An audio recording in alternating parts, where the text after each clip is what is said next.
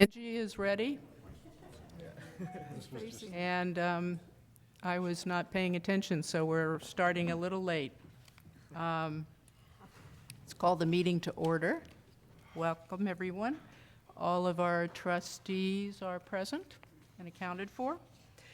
And we have some people in the audience as well, which we're always happy to see. So thank you for coming. I don't think we have any items to take out of order. No. Correct, Anthony? Okay. Correct. Hearing of citizens, Angie? No one? Well, I know Peter wants to make an announcement, so we're going to give him an exemption here.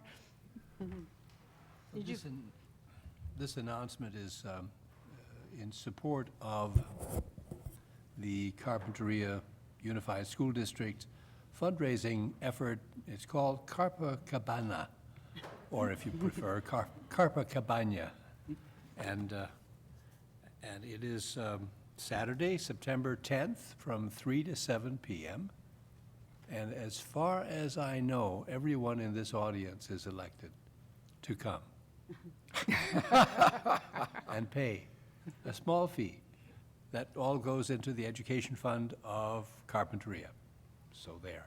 Thank you. See me if you would want any information that I might not have. Thank you.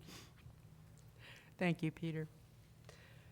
That takes us to our business services action items, and our first one is approval of the 16-17 budget. And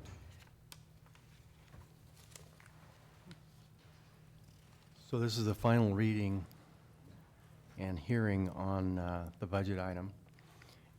We've been talking about it quite a bit, and I know that you're familiar with it, so this is the last time that you'll have a chance to be able to ask questions on the approval of this, so. And we have no changes from the last time you've seen it, so we're not going to go through. so the you're not going to give us presentation a representation? again. So, but we did prepare the handout that was requested of us, so I'm looking for. And the other thought that I wanted to convey here is, we had a discussion last time about the idea of moving these items from our subcommittees to our board meetings so that all of our board members would learn more about the topics that we're discussing. And the budget is one of the most complex and the one that 4 people consistently got left out of. And I'm hoping that this will help everyone understand, because I know I've been trying to figure the budget out for over 7 years now, and it's still a work in progress. And I'm still asking Joe and Lindsay questions, and I appreciate that they give me their answers and try to help me understand it. So thank you for that. You're getting it. I'm getting there.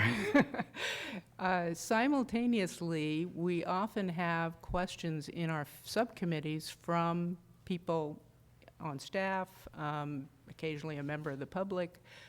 They have questions too. And so one of the things we're going to be missing as we move this to the board meeting is the ease with which those questions got asked. So I want to encourage people.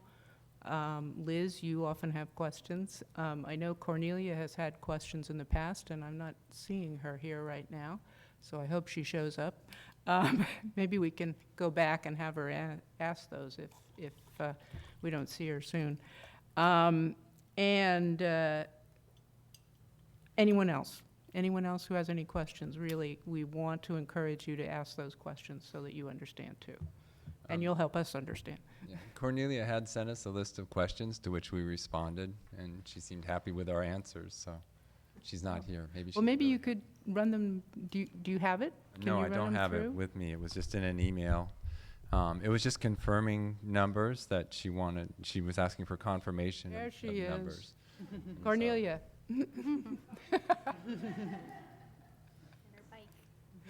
You'll notice that she came in on a bicycle, hard to miss.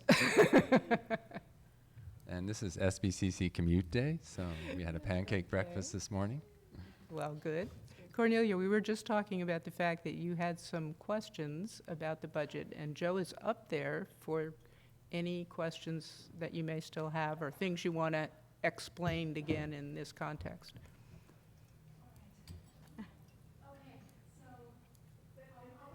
You need to go to the mic, unfortunately. Are we going to look at the actual presentation? PowerPoint presentation, probably on the budget. Budget presentation, that should be it. And probably go to slide 9.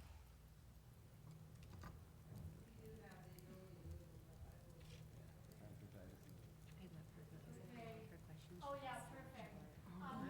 Yeah, there is like one question I have. Up at the mic. There's one question, thank you so much. Number one, honorable members of the Board of Trustees, President Croninger, President Beebe, thank you for letting me ask a couple of questions here. And the first one I have is when you have a look, please, at the unaudited actual. So it does show a $2 million deficit at the very end, but I just wanted to make sure that I understand correctly how we are getting there. So we see total revenues of $110.4 million, and then total expenditures of $93.4 million. And then I see in You're looking at the 15, 16. unaudited 15, 16, at the very first column. And then I see a $17 million surplus over expenses over revenue. And given that we normally have about like a $4 to $5 million transfer to construction fund, equipment fund, and other funds, is my assumption correct that we, without any extraordinary items, we would have ended the year with a $12 million surplus? And the fact that we are seeing a $2 million deficit is only because we decided to take $14 million for the campus center building and some other, and swing space and other little items, and move them from the general fund balance into the construction, in the district construction fund balance. So is my understanding here correct, that even though we are seeing a $2 million deficit, it's mainly given that we decided to move funds from one savings account into the other savings account?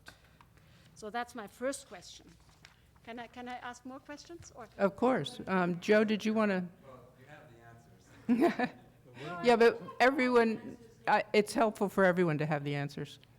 Okay, so that is correct. I mean, we did transfer to capital projects within the construction fund monies for the campus center project and for the swing space for the campus center project and for some smaller projects that were also included in it. And it also included a $500,000 loan to the campus store. That was part of the 14 million that we needed. So looking at that column, that's all part of the interfund transfer out, 19,320,468. Yes, it is.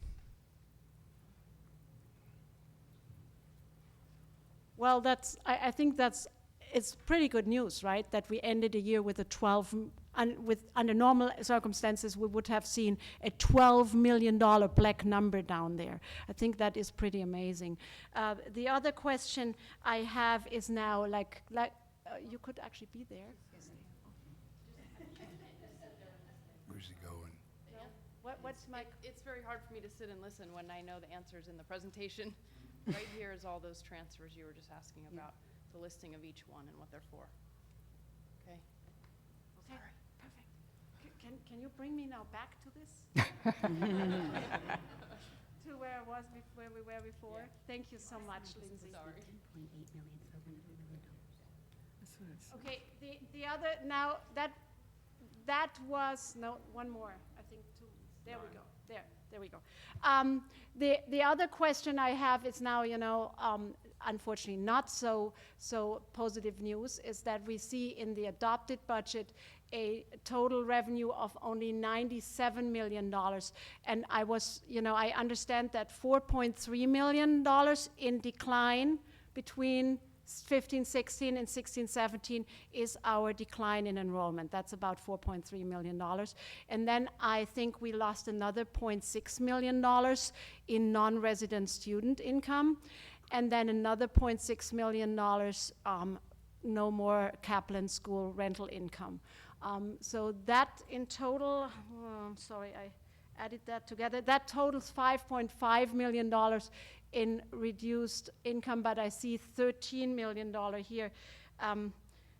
I believe there is some part of this is that the state is not giving us so much of this, what they call mandated reimbursements anymore, which is one time, but I was hoping that we could learn a little bit more what the remainder of the lost revenue is. So, Marcia, Excuse me, I'm looking for the email in which I responded to it. And I don't want to do it from my head. I can't get it up on my computer, but See, here it is. this is the good thing about having the questions in advance. We also have the answers. Okay, so.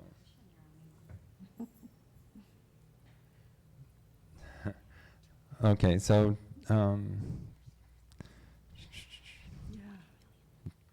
doesn't have my response in it. No, Oh. just a second, I've got it in here. I thought it was. Oh, maybe not. Why isn't it showing up on?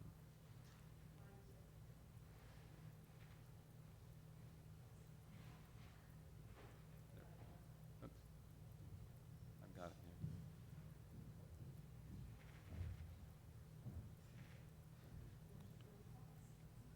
Why don't I have my email? It's not showing up in my emails, so that's what.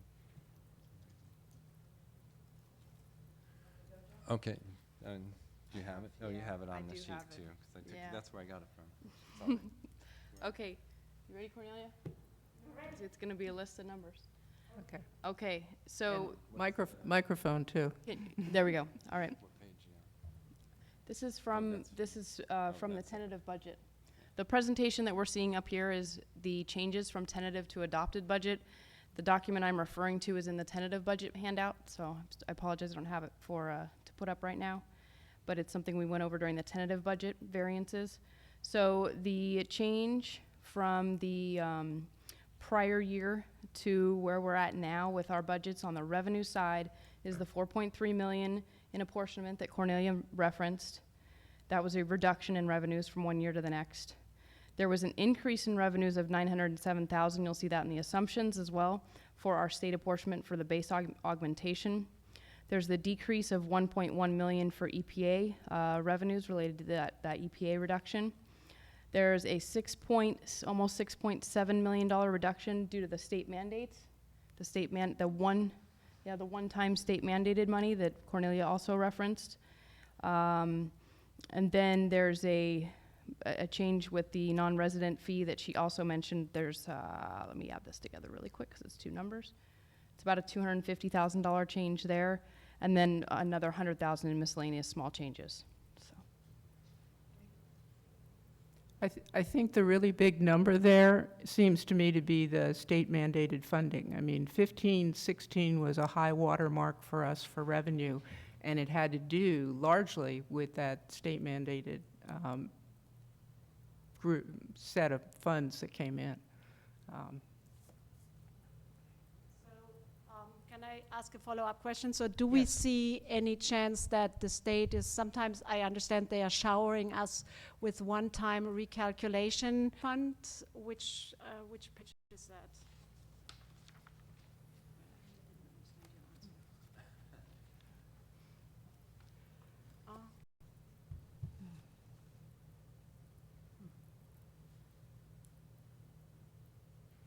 Okay, did you make a change on this one?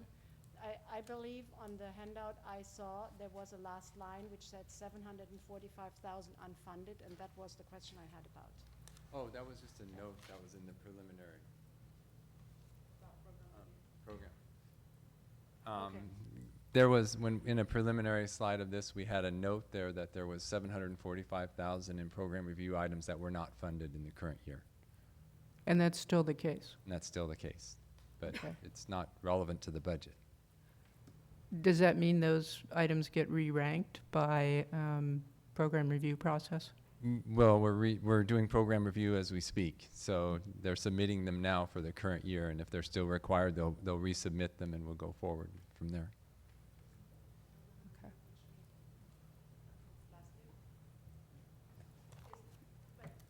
No, Okay, sorry, so now I'm totally she's confused. asking, so the 745,000 was in the program review for the 16-17 adopted budget that we did not fund.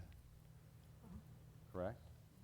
And so there's just no note on there because it's not included in the budget. It was just a note as we went through internally. It was basically for internals, that when we went through consultative planning council, because they approved program review, so that they understood what we had done at that point. Correct. So compared to what we normally fund with program review, we are this year funding less by 745,000, roughly.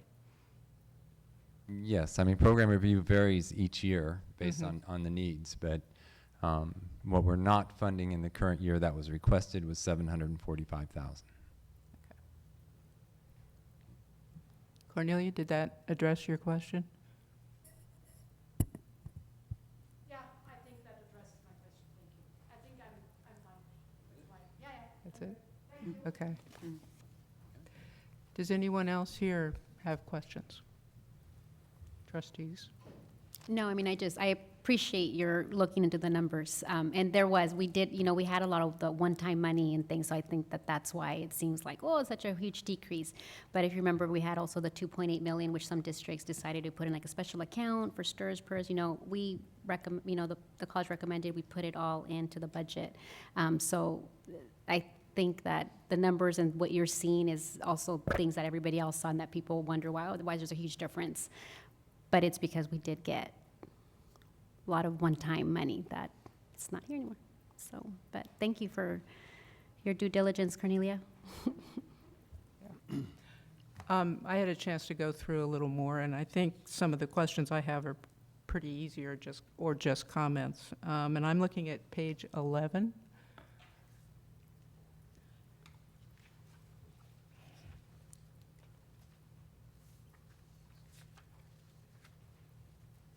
Okay. In most worlds, having more money than you expected as a result of, in this case, the expenditures being 2.7 million less than we anticipated in the budget, actually the adjusted budget, I think. Mostly that's good. Expenditures, however, are the things that we most closely control. So I just kind of generally wanted to make the comment that from my perspective, I like to hit it as close as we possibly can. And I appreciate that you make a lot of effort to do that. I'm just commenting on when it moves either way, it's less comfortable than when we really nail it for me. And looking at the next page, the impact of that, as you see, is the 9 million, which is marked as undesignated reserves.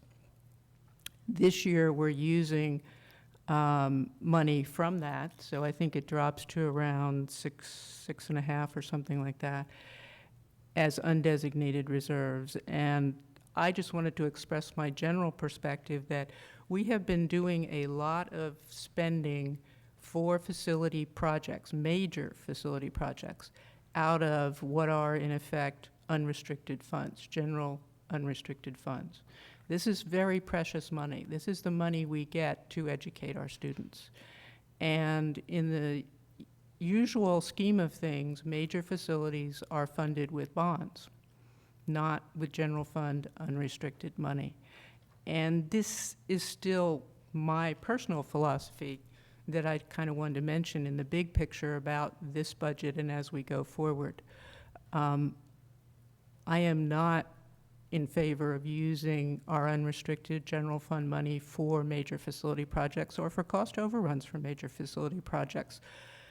I want those to be available to us for a collective discussion of what are our priorities, what is our planning, and so forth. So I'm hopeful that rather than, as we adjust to our declining enrollment, we will be able to not spend them a few million each year and have those undesignated funds disappear in that fashion, but that we will manage to adjust in the future to our declining enrollment, be steady on that, and then have some of that money left over now in the $6.5 million range to collectively decide what are our priorities, what educational initiatives might be appropriate for that money, without dipping into the minimum fund balance that we have set for our reserves.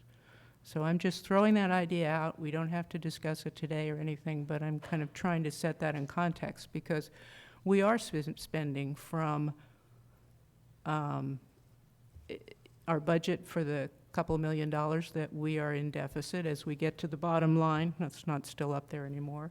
We are spending from money that has been accumulated in the bookstore fund for a long time. And that money is was available for any purpose within the college that supported students. And we have allocated it now to the bookstore renovation. But all of this money is money that could be the subject of a broader discussion.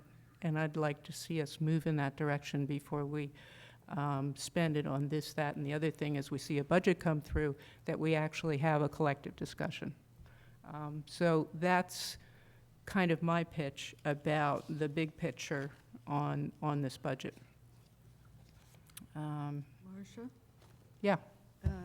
Just to be sure I know what you're saying, if I understand you correctly, you're saying it's time for us to, first of all, decide what our priorities are and budget longer term instead of budgeting year by year based on the contingencies of that year's experience. Is that correct?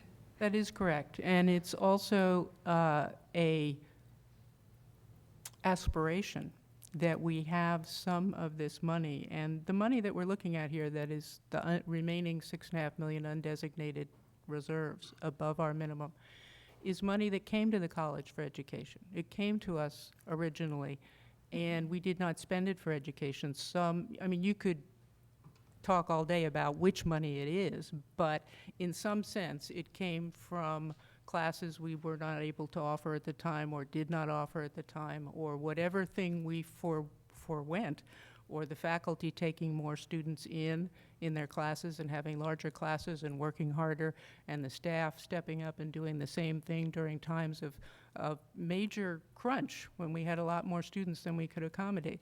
That money came to us for those reasons, and I'd like to see us have a good conversation in a forward-looking way about how to use it to honor those reasons that it came to us. And it's too easy to just sort of have it disappear into the budget if we go one by one each year.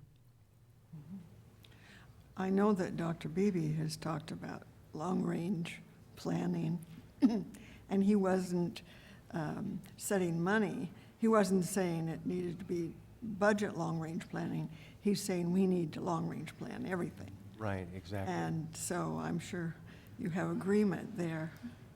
You know, it's really important to realize that in terms of our minimum fund balance, we're talking about money that's in excess of that and how that's being spent.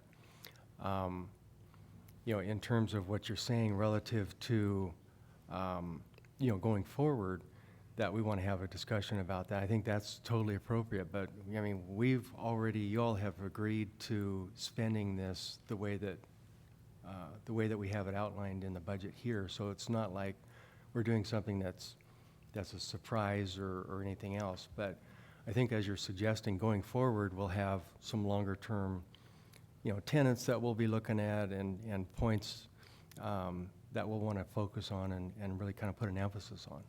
So I hear what you're saying about that. Well, good. I mean, that's, Craig? I don't really disagree with you at all. I do agree for the most part. You know, in a perfect world, it would be really nice if we didn't have to use any of our reserves or the funds that we save because we didn't spend some, just on increasing our student services rather than having to use them to build things. And, but the world is not perfect, and in my lifetime, I've rarely seen everything be perfect. And when we didn't get the bond measure for a whole myriad of reasons, we had to make some decisions, and they weren't necessarily fun, but when the state said, here, you just have to sort of halfway match this, and you can replace the student center. We approve that you need to do this. And so we thought, well, where are we going to get that money? And we had no place else to get it from. We could either borrow it or use reserves. And I wish we hadn't been placed in that situation. And if we hadn't had substantial reserves, might have been a good idea just to say no. And but we did have the money, and it was saved, so it got used. Anytime any organization or entity saves money, sooner or later, there's going to be constant requests and ideas to use the money, and we just have to, debate each thing as it comes up. Nobody planned to waste money or to make mistakes, and I just saw the reason my mind went in that direction because I just noticed yesterday when I was reading through things that we had, what was it, like one counselor for every 850 students. And I thought, would it be really nice if we had 3 or 4 or 5 for every 850 students? I don't know what the magic numbers are, but instead, we're keeping the buildings up, we're doing necessary construction, and hopefully we can get to the point where we could spend, if we're going to use reserves or we're going to spend money instead of saving it on the budget. It'd be really neat to go, okay, we saved $2 million last year. Next year we'll put it in the budget and we'll get some more counselors, or something really directly related to student success. That's just where my mind is going with it. I'm not unhappy with where we're at. The school, we seem to be in pretty good shape. It's unfortunate that we got in this situation, but it just is what it is. At least we have the means to deal with it. So We have made progress towards our counselors and to directly support student success. So I think we did take advantage of the height in our budget, and our College Promise students now have dedicated counselors to go to, and so we did hire a number to bring down our ratio because, we were kind of on the bottom end, for other colleges, but that, under Dr. Benvartee, that was something that was intentional, and we definitely approved a lot of counseling jobs in the last few years. So, I think that the college is doing good on that end and going to get better, obviously. But I just want to go back to the ending balances and reserves, because it is a balancing act. I mean, on one hand, we're not in the business of saving reserves. We're in the business of educating students, as you point out, and being good stewards of the funds to be able to do that. On the other hand, we have to have a cushion that will cover unexpected things that might come up with cost overruns with buildings, or in the case of 17-18, for example, we're in stability this year. We're in a hold harmless situation in terms of state apportionment revenues. Next year, that's going to go away, and so we're going to have a dip in our revenues from that perspective. We need to be able to have a good enough cushion in there to be able to cover all of those unexpected aspects of our budget. So it's a total balancing act, and once we get through these construction projects, get through 17-18 with the unexpected aspects of that, things will become more stable. a little more solidified that way. So I just want to make sure I made that point about the balancing act of reserves. We're, as you point out, Trustee Nelson, we're in good shape fiscally with our budget this year. And, for the most, we know what's going on with all of this, so. And I'm not disagreeing with any of that. I'm just hoping that we will get to the end of this balancing act right now, where we're looking at declining enrollment and major construction projects and more spending from our general fund than would be typical, that we'll have something left to get excited about planning with. Yeah, I like that. Yep. Yes, we need a motion. I'd like to move adoption of the budget 2016-17. Second? Second? Do we have any more questions from anybody? Okay, all in favor? Aye. Opposed? Okay, Joe? Thank you. We can move on to item 3.2, resolution number 5, the California Department of Education Agreement, Child Development Programs. And this is a resolution, right? Yes. Okay. So, motion to approve? I move approval, item 3.2. Second. Okay, Angie? Aye. Aye. Aye. Aye. Aye. Aye. Aye. Aye. Thank you. We now go to 4.1, report on Center for Lifelong Learning, third year. Andy? Oh, there's Andy. I didn't see him back there. Yeah. So this is a regularly scheduled study session item for us. And the CLL, the Center for Lifelong Learning, has been something that we created 3 years ago, and this is the third report out on the status of that. And Andy has a full PowerPoint here that he's going to walk us through. So I'll turn it over to you, Andy. President Beebe, President Croninger, members of the board, thank you very much for this opportunity to present on what I feel is a very successful third year at the Center for Lifelong Learning. And I'd like to divide the presentation into 3 parts. Firstly, an overview of the whole 3 years, 2013 to 2016. Secondly, a description of the last year, 2015-2016. And then finally, projections for this coming year, 2016-2017. So the good news is that over the whole 3-year period, 23-2016, we reached our target of having a balanced budget over the 3 years. So our expenditures were a little under $5.6 million, and we were able to garner that in revenues. And leave the CLL Rainy Day Emergency Fund intact. The only funds we transferred from that were, as Dr. Gaskin recommended, $14,000 for 2 consultancy projects. We had almost 64,000 enrollments from approximately 9,200 unduplicated students. And in surveys term after term, an average of 97% of our students said they would recommend the CLL to friends or family members.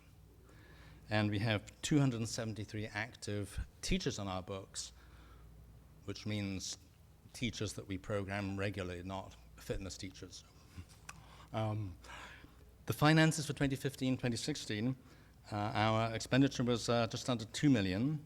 And that was a little higher than last year and than we'd anticipated, largely due to the fact that when the non-credit program moved on to Banner, we had to employ an additional member of staff to cover the IT for our Lumens registration website. And we also had to pay for the Lumens license, and that accounted for about $140,000. The revenue didn't quite meet that. We were about $127,000 short. And we feel that's primarily due to the stock market dips that came at very inconvenient times in August, which affected the enrollment for our big fall term, and also in January which affected enrollment for our winter term. And so we could see the enrollments tail off significantly and plateau during the week that those two stock market dips occurred. Andy? Yes. Andy, hi. Sorry. I just had a quick question Yeah. before you get too far in there. Okay. Can you tell me what we were using the consultants for? Sure, yeah, and I'll describe it a little bit later. The first consultancy was the Learning Resources Network, which is abbreviated to LEARN. And LEARN is the professional organization for continuing education in North America and most countries. And we invited them to come to do a program review of the program in December 2015, and that cost $9,000. And I'll describe the results of that a little later. And then, as Dr. Gaskin recommended, we also asked the SAE Consulting Communication Company to come in and take a look at our communications and help us devise a communication strategy at the end of June for the upcoming year. And I'll describe the results of that also a little later on, if I may. Thanks. So the next chart, this graph just demonstrates that in our first year, 2013-2014, we had a balanced budget. I think we had something like $2,000 margin. In last year, 2014-2015, our revenues were a little more than our expenses. This last year, 2015-2016, as I've just described, our revenues were a little under our expenses. And so we were able to use this balance from last year to pay off the shortfall for this last year. Regarding the students, for 2015-2016, we reached 86% of our target for contact hours, and we had about 4,415 unduplicated students, and I have to keep using the word about or approximate for unduplicated students, that we discovered a bug in the Lumens duplicates report. And so we're working on fixing that and then consolidating all the duplicate profiles that we have in Lumens. So hopefully we'll have that done by next year, and I'll be able to give you a more precise figure. Anyway, we had about 4,400 unduplicated students, 18,362 enrollments, and the average tuition fee was $6.52 per contact hour. And in 2015-2016, our classes were divided into 5 categories and 25 different programs, and 976 classes ran successfully, with a class cancellation rate of only 16%, which is lower than the previous year. We were able to offer 162 new classes, so we met our target there also. And this is absolutely vital for the Center for Lifelong Learning, to keep listening to the students, the community, to teachers, in terms of finding out what new classes they want, what new programs they want, and then responding to that. We had a minimum of 5 students per class, with an average enrollment of 19 students per class. And then the average tuition fee for each successful class was $88.52. And we'd aim to keep it under $100 on average, and so we were able to do that this last year. Okay, the next 2 charts show the most popular programs in terms of tuition revenue and also in terms of enrollment, and they're slightly different. So it took 7 programs to produce 76% of the total tuition revenue for the CLL, and those 7 programs are listed here, and it's pretty much the same as the last 2 years. The only difference is that psychology and spirituality is becoming more popular, so we're getting more revenue from psychology and spirituality, even though most of those classes are just one-day workshops. In terms of class enrollments, it took actually 12 programs instead of 7. 12 programs to produce 75% of enrollments. So this figure is absolutely vital for us in terms of planning programs and classes for the future, and also in terms of figuring out where we want to put our resources for marketing, planning, and staffing also.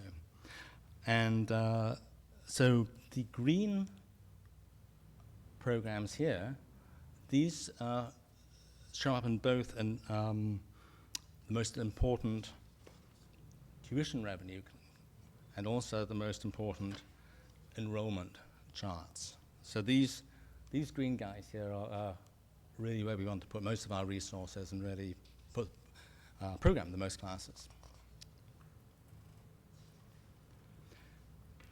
So moving on to our projections for 2016-2017, I'd like to talk a little bit about the balances for our trust accounts, the 2016-2017 budget, challenges for the future, reasons for confidence, and also finally our outlook. So for our trust fund balances, we still have almost 1.1 million in trust fund balances, and this is made up of not only the rainy day reserve, which, as I explained before, is the emergency fund. We also have $135,000 in restricted trust funds, and these are donations made to specific classes, instructors, and programs. We still have almost $13,000 in our tuition assistance fund, and $57,000 in our greatest needs donations fund. And this is despite the fact that we've had 2 or 3 major opportunities to refurbish labs this last year. So we used $20,000 to re-equip the culinary lab with state-of-the-art video equipment and equipment, and also another $20,000 to refurbish the sewing lab at the Wake campus. So the budget for next year, we're projecting a fairly ambitious budget of a little over $2.1 million. So we are projecting a 15% increase in both in our revenue, and we're planning to raise that by increasing our contact hours by about 9.8%. And so if we can do that, then we'll be able to balance the budget. So the revenue and expenses, again, this just shows revenues and expenditures over our 4-year period. The first year, we had a balanced budget. Second year, more revenues than expenditures. Third year, more expenditures than revenues. And this coming year, we're projecting a balanced budget. We appreciate there are a lot of challenges coming up in this year. There's the election, and we have no idea what's going to happen there or what effect that will have on the economy. So we know there's a lot of student uncertainty about economic conditions, and we know what effect on our enrollment that can have on our students. 60% of our students are over 50, and quite a high percentage of those are on fixed incomes. Classroom availability is always a challenge, although we're very lucky to be able to work with scheduling and other academic departments, so it always manages to work out in the end at the 11th hour. The size of the Santa Barbara community is a challenge. We have one of the biggest lifelong learning programs in the country, and it's a very, very small community, and that's why it's so important to us to be constantly surveying the students to find out what kind of classes they need and doing evaluations to find out how satisfied they were with the classes. So our goal is to maintain very, very high quality with very, very low tuition fees. And that's what produces the value, but that's also, of course, a challenge. So the reasons that we're confident is the Learning Resources Network program review report. We know that our marketing and program are becoming increasingly effective and sophisticated. The tuition assistance, we've been able to offer that every single term thanks to the generosity of individual donors and also the foundation. And that's actually just gone up now from it was $75 per award last year. This term it went up to $100 per award, and in the spring semester it's going up to $125 per award. The summer 2016 enrollment gives us a lot of reasons for confidence. It was very high, and that was even though we had a very ambitious target. We were 10% over our target for revenue. And our fall 2016 contact hours and revenue is already looking very, very promising. So the Learn program review that I described earlier,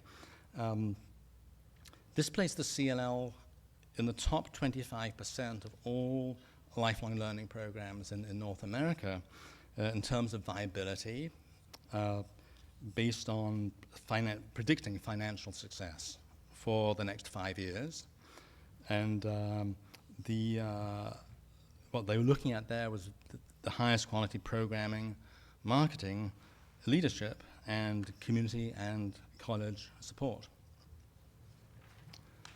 Another reason we're very confident, I think, going into the future is that we're now mailing out the print schedule twice a term, which is one of the recommendations of the Learn report, and we're already seeing some very good results from that.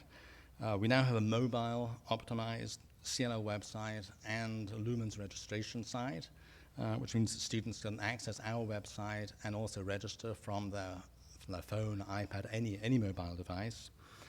A monthly e-newsletter now reaches over 15,000 people a month. And we also have a teacher newsletter once a term. And we now have over 250 CLL teacher videos on our website, which get a lot of hits. And we're increasing the reach of our social media.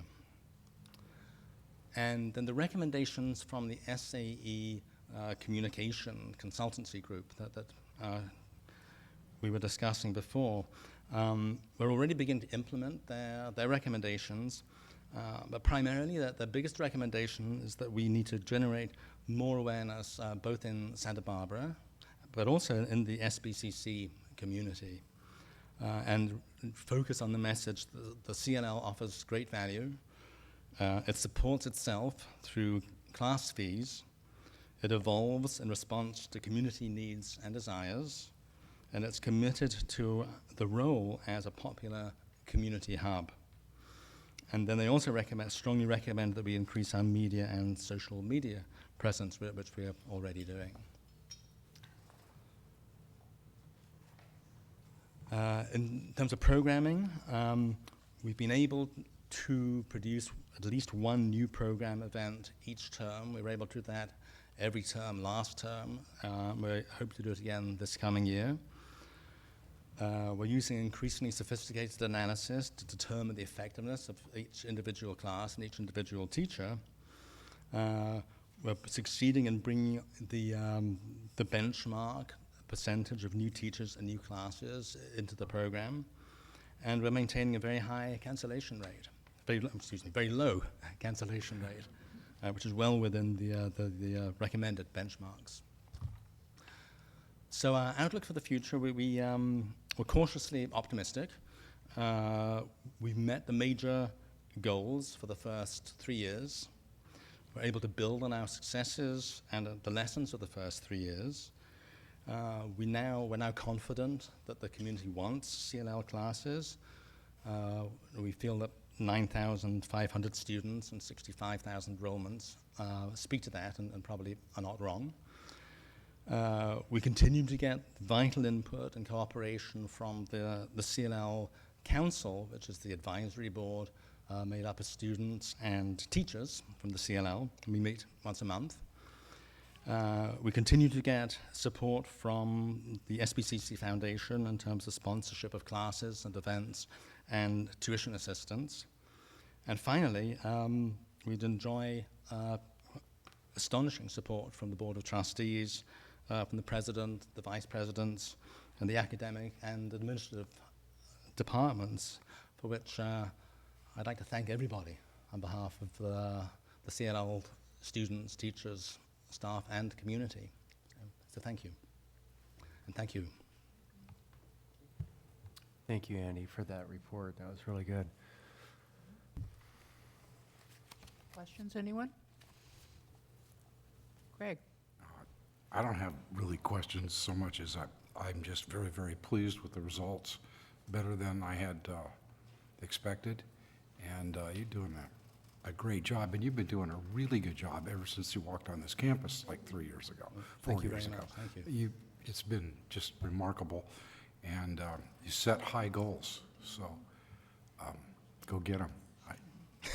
Keep it up. Thank you very much. I think we very much appreciate your hard work on this, Andy. You've done a great job leading this 3-year effort, and this is a presentation that says it pays off. So thank you. Thank you very much. Thank you. Oh, Peter. On the previous slide, Andy, you mentioned a cancellation rate of between 14 and 20%, and I'm assuming this means classes that were canceled. Yeah, this means it's basically the same percentage of new teachers that we're aiming for, as well as new classes. And so the recommended benchmark that we take from Learn is 14 to 20% of both. So 14%, minimum 14% new teachers, and minimum 14% new classes. And so of the total offered. So if we're offering 100 classes, then we'd want 14 of them to be new. Oh, I see. Okay, that's different than what I imagined you to be saying.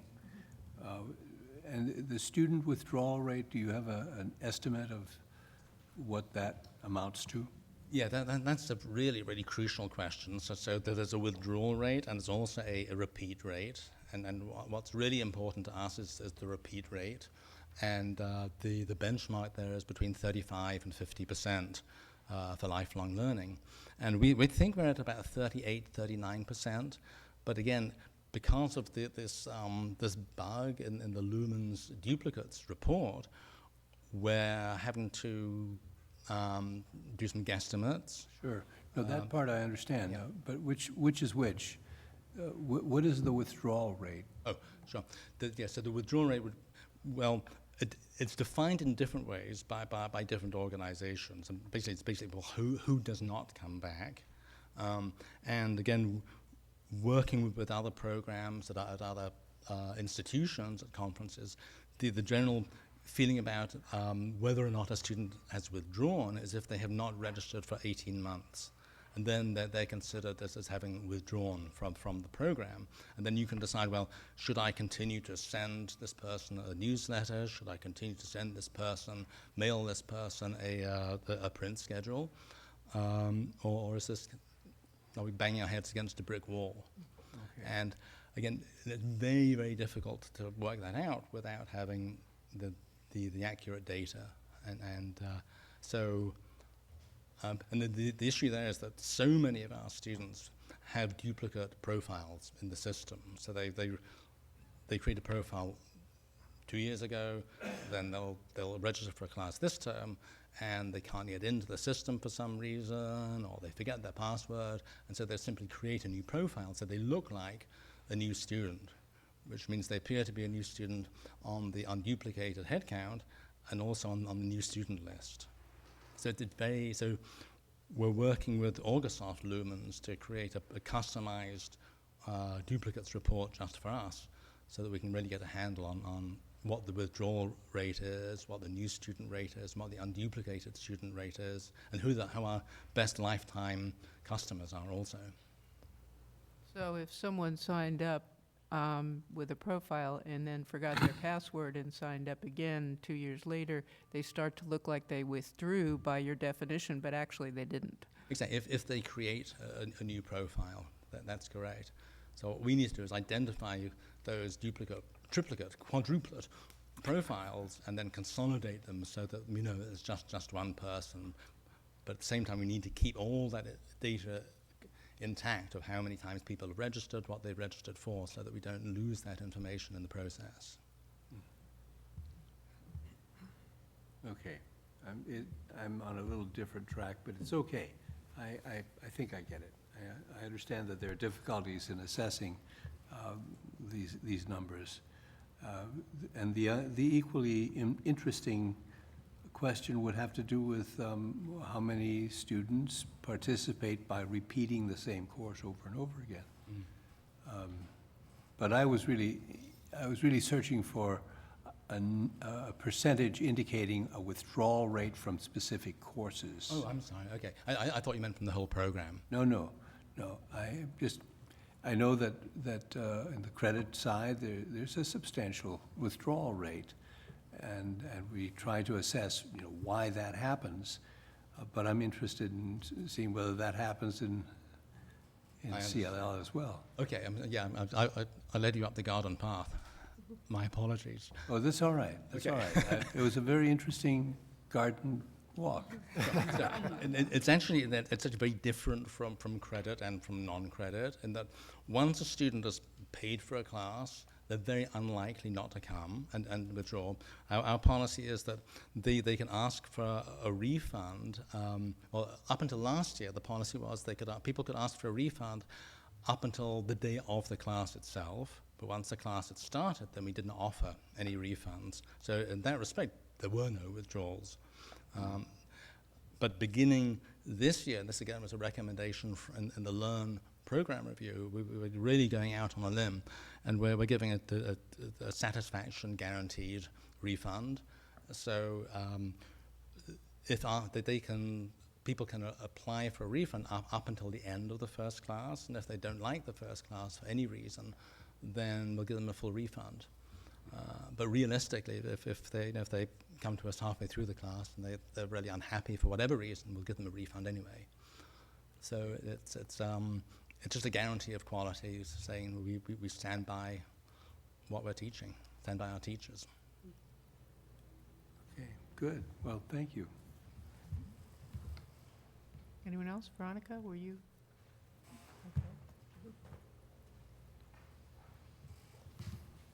Well, thank you very much, Andy.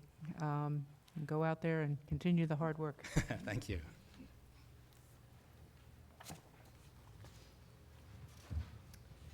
Okay, Robert, we now have our review of the Student Success Scorecard. Okay.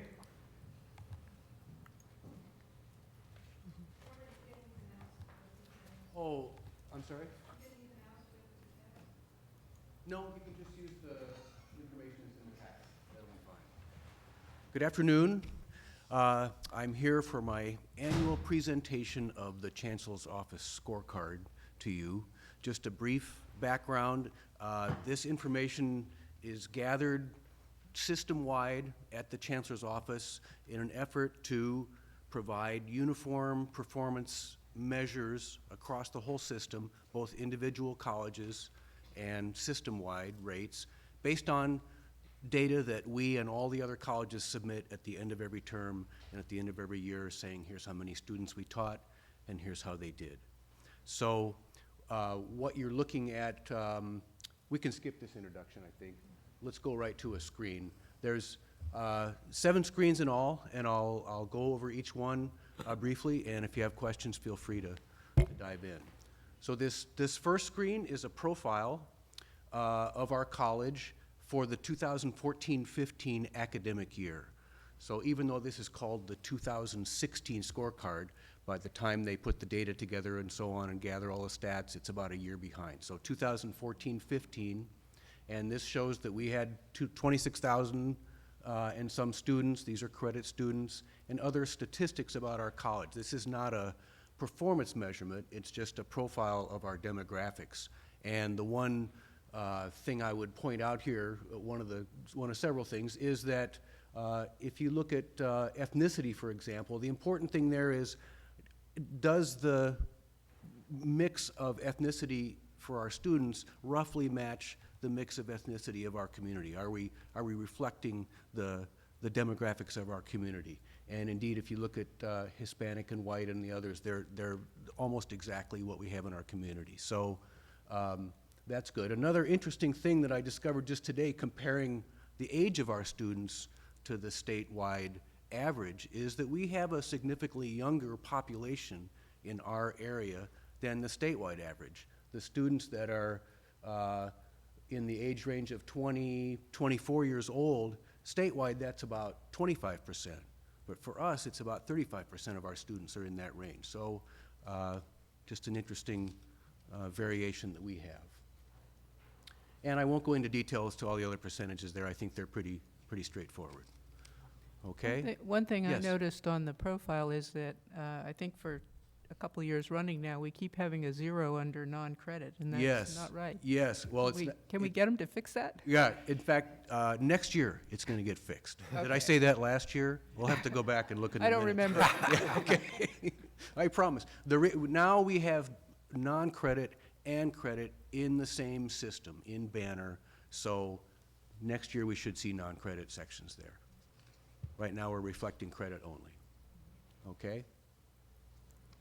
So let's move to the next page. Liz, thanks. Okay, now we go into screens that are measuring the outcomes for a cohort of students that entered Santa Barbara City College for the first time in 2009, and they're tracked for 6 years. So it's a 6-year time window. These students showed up for the first time in 2009-10. How did they do over this 6-year period? And again, that's a uniform measure over the whole state. And these screens are really meant to be a stimulus for dialogue amongst ourselves. The next step here would be to get with Paul and some of the deans and chairs and so on and unpack this data, look into the details, look at historic trends, why this, why that, and really go into more detail. So it's meant as a stimulus for dialogue, not necessarily, you know, this college is doing better than this college. How are we doing with the initiatives that we have now?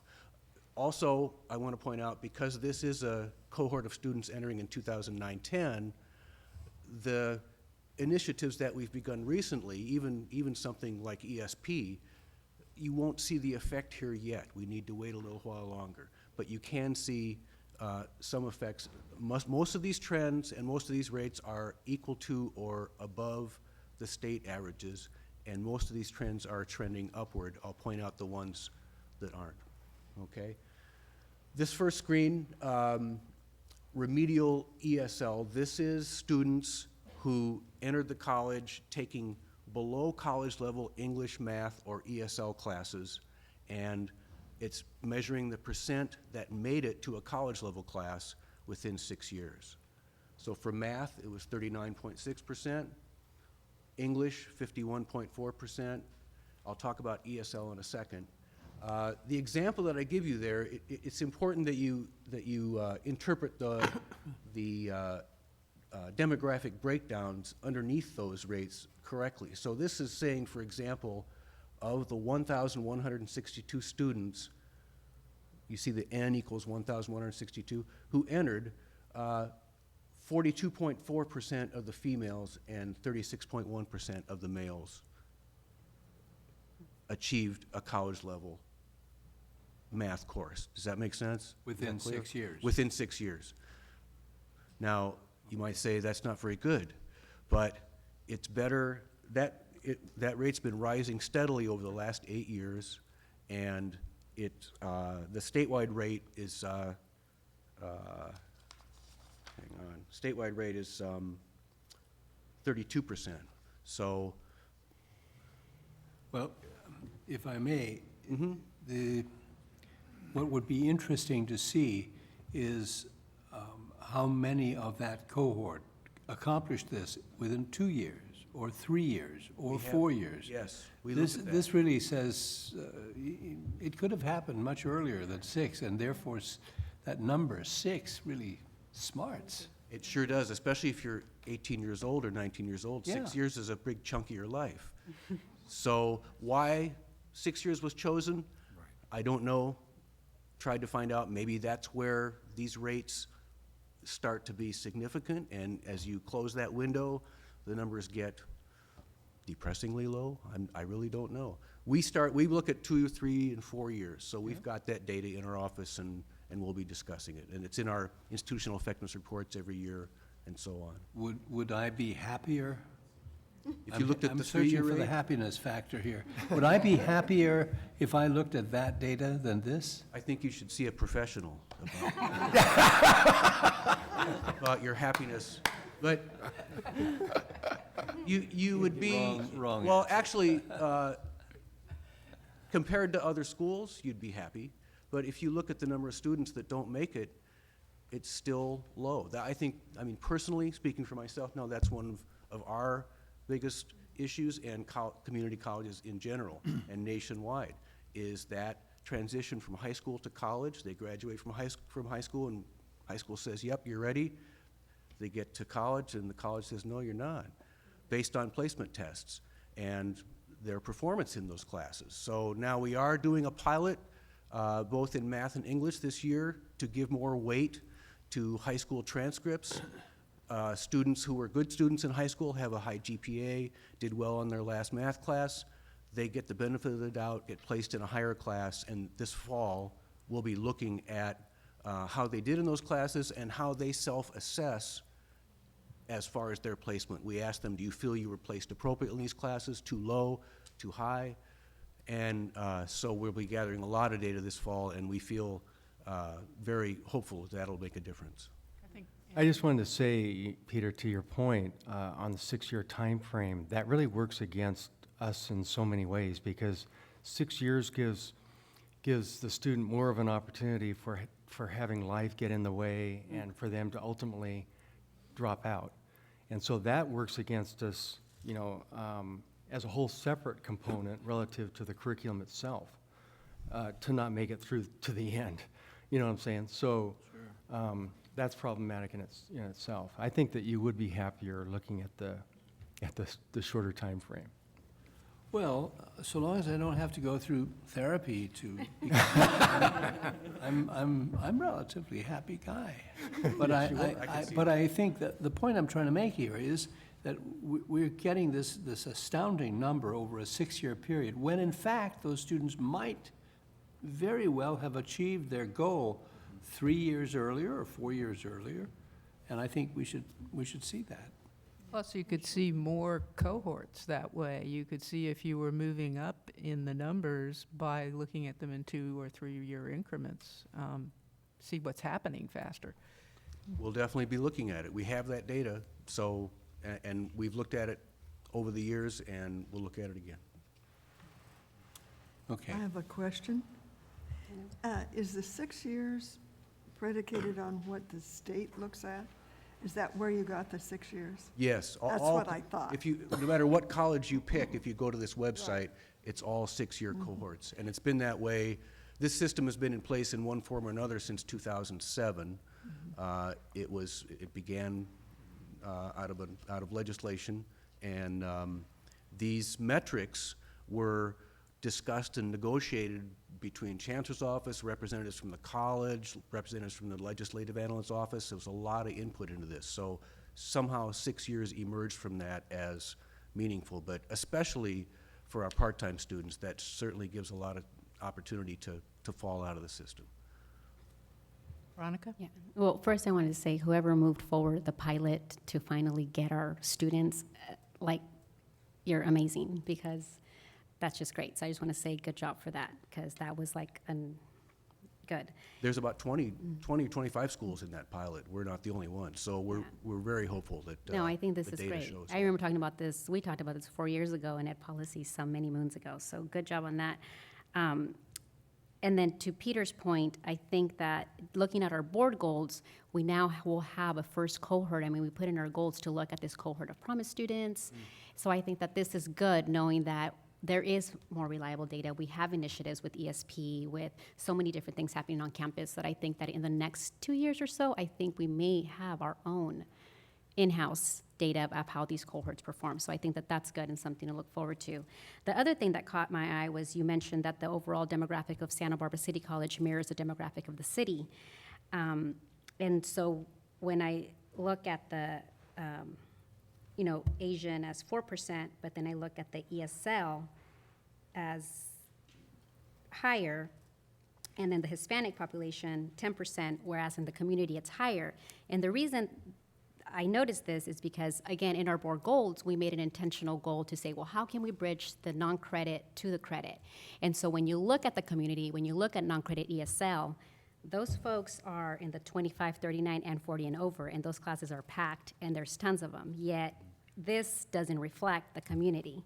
And so, but we put that in our board goal, so I think that that is something that maybe as, you know, the years come, that if wherever possible, our non-credit students will be able to transition to our credit and fulfill whatever academic goals they would have.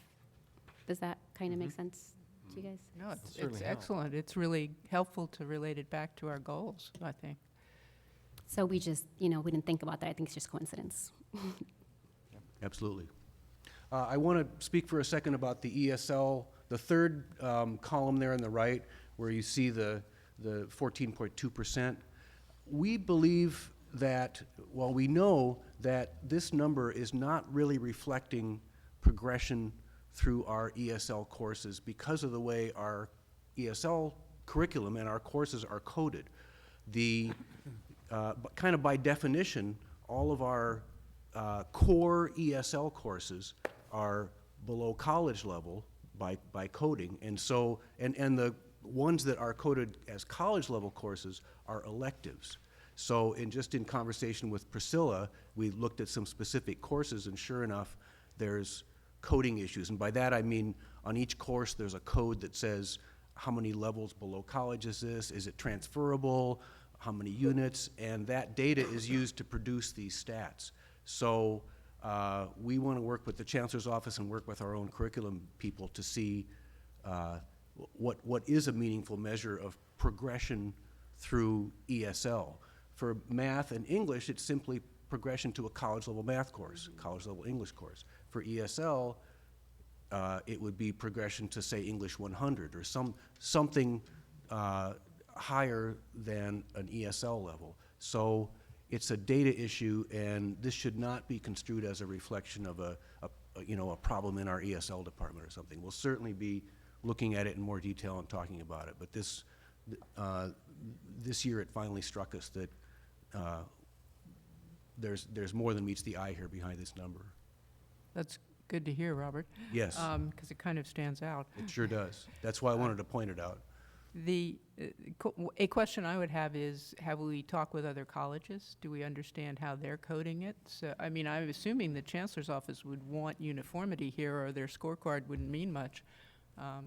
Well, we know that other colleges code their ESL curriculum differently because the state rate here is about 25%, or maybe it's 28, almost 29%. Yeah. So there are colleges that are being measured who have a much higher progression rate due to how their courses are coded. But when we How look do at, we know it's due to coding?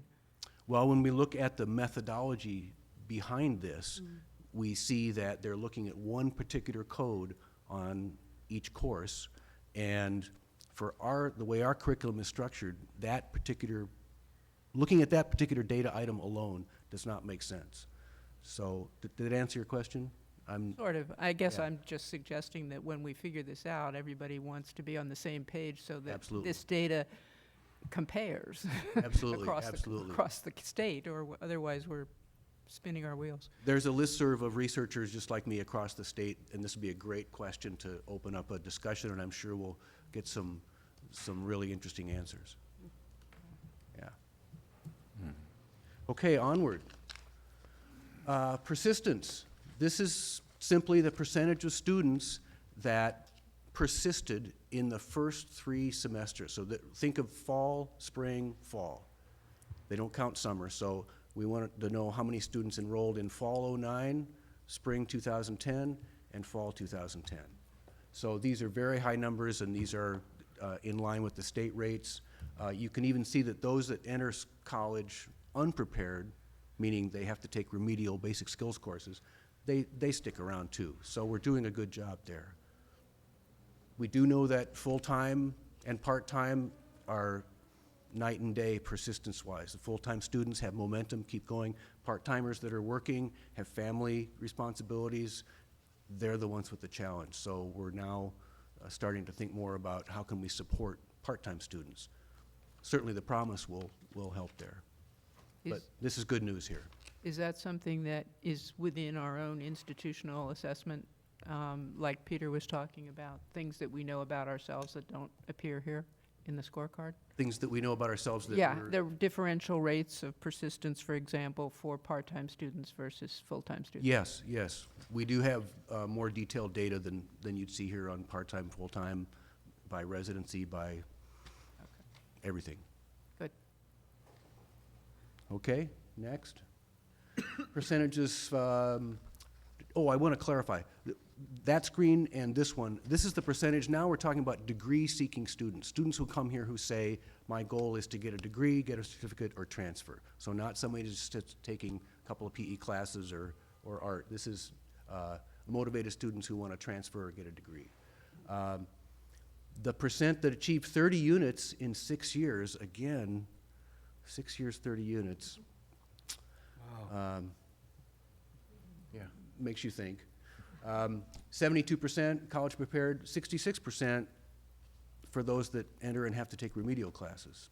So they fall out faster. Are we anticipating fundamental shift of these numbers as a consequence of the college promise?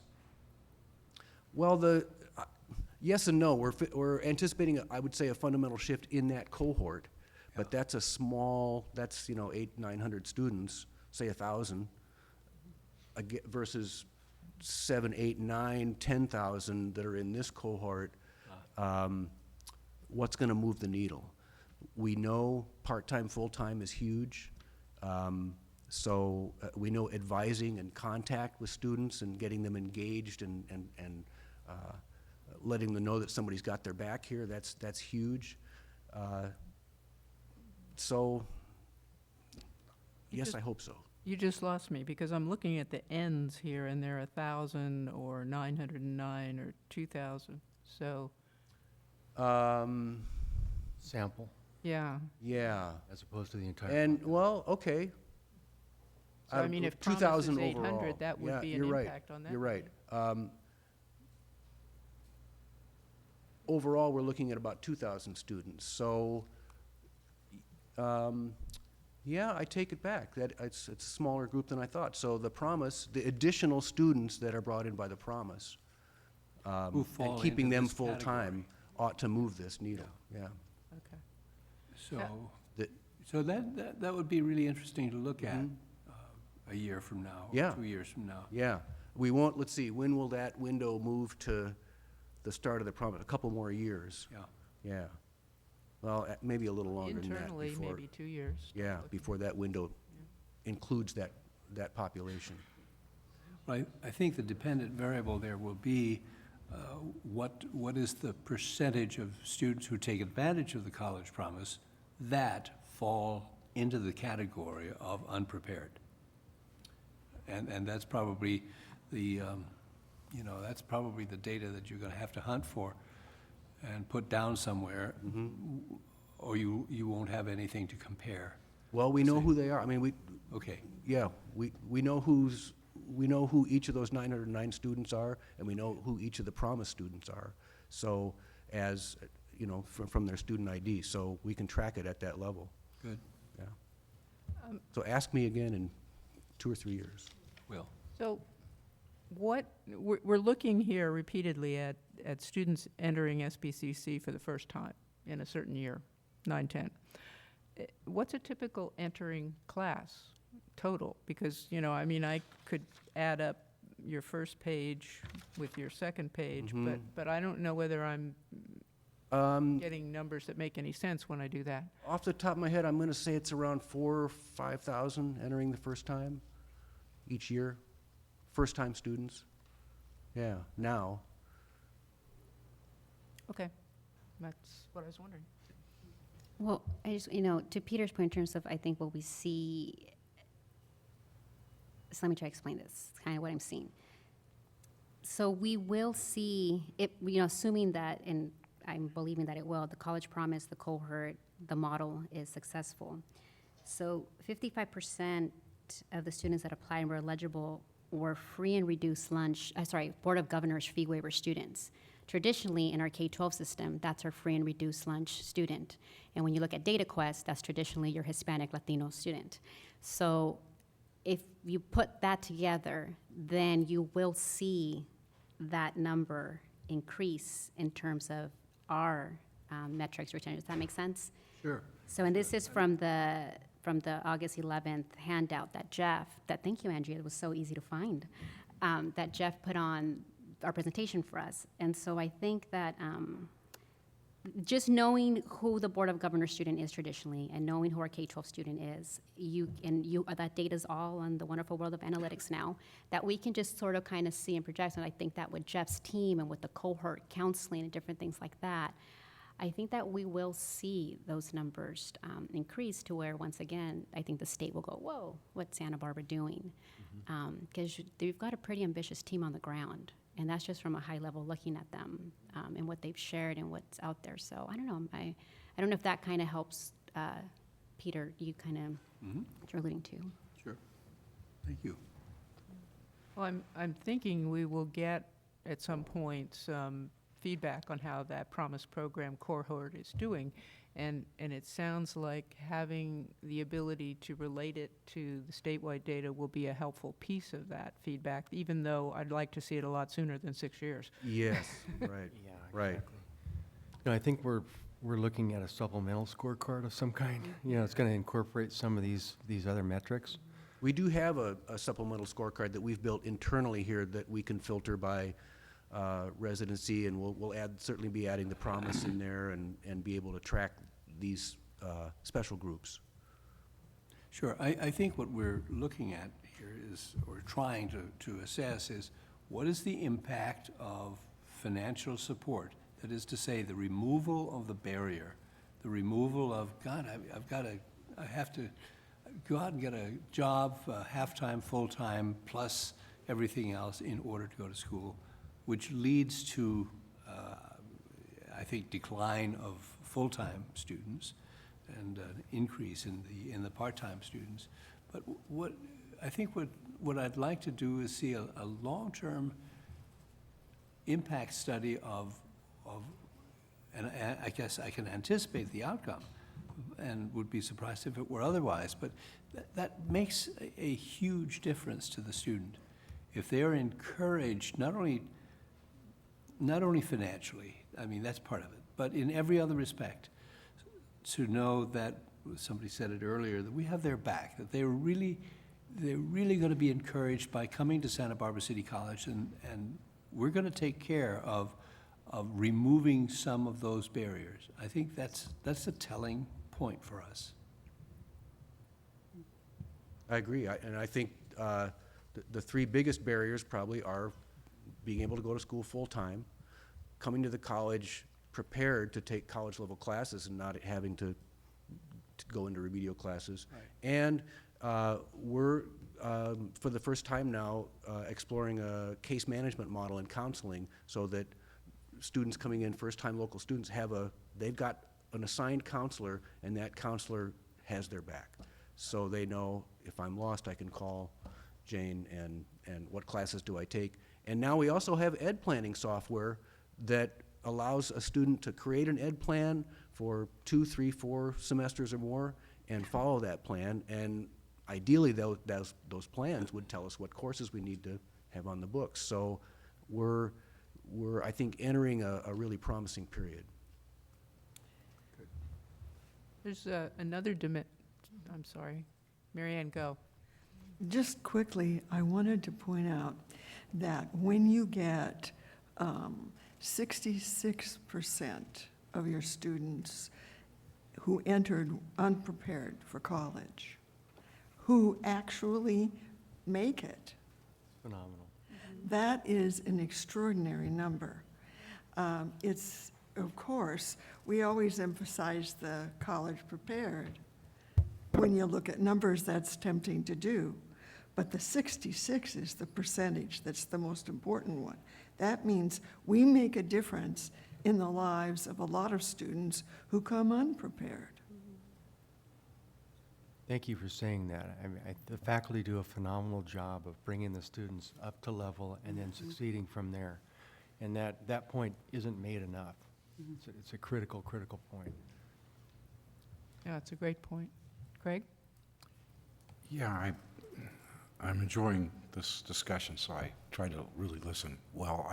One area in this topic that I'm very interested in, and I think we all are, we've had joint meetings with the high school districts that feed into us, and this number, this huge number of high school graduates that graduate from high school and come here, and they're not ready, even though the high school says they are, which was discussed, briefly mentioned earlier this evening.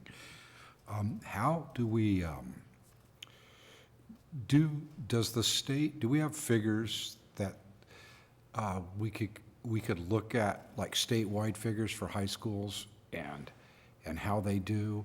And what about the high schools that feed into the other colleges like us, and how are we doing relative to them if we have numbers that we can actually look at?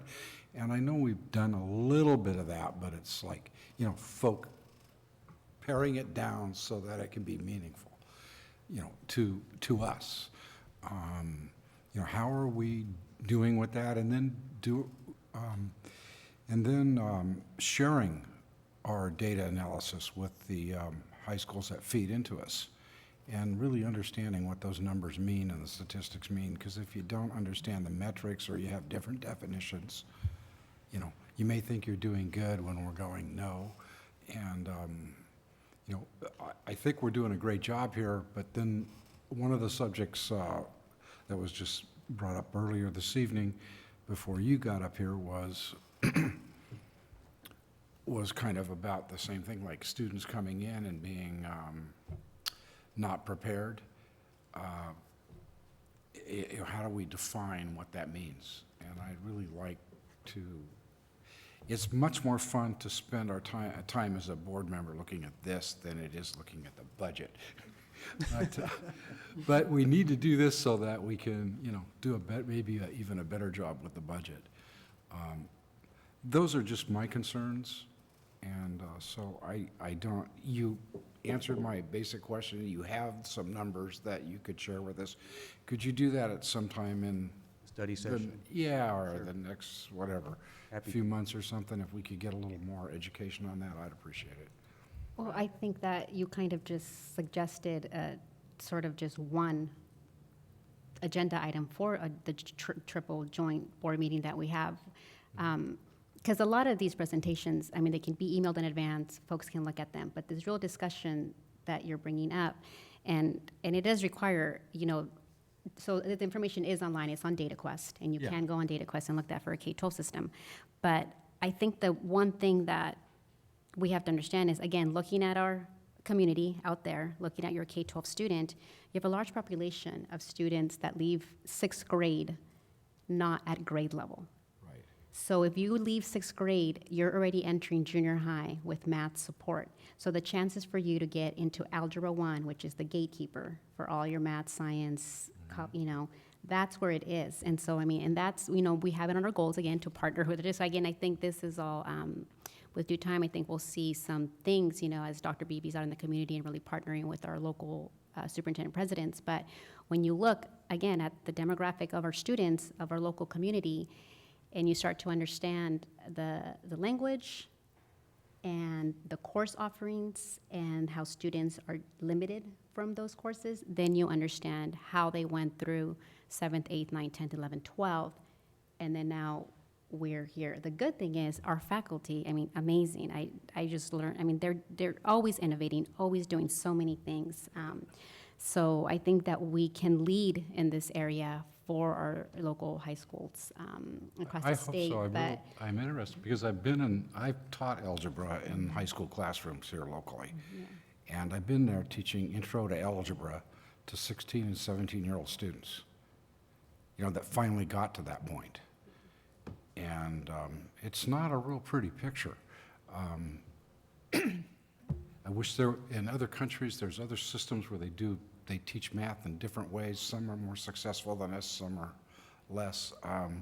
But we have the systems that we have, and just to keep it fresh in our minds, what we're dealing with, where we're going, I'm very interested in that. And I can look up all those statistics, but they don't Right, you They want don't mean that much, when I can't put them in real context, and so it would help us.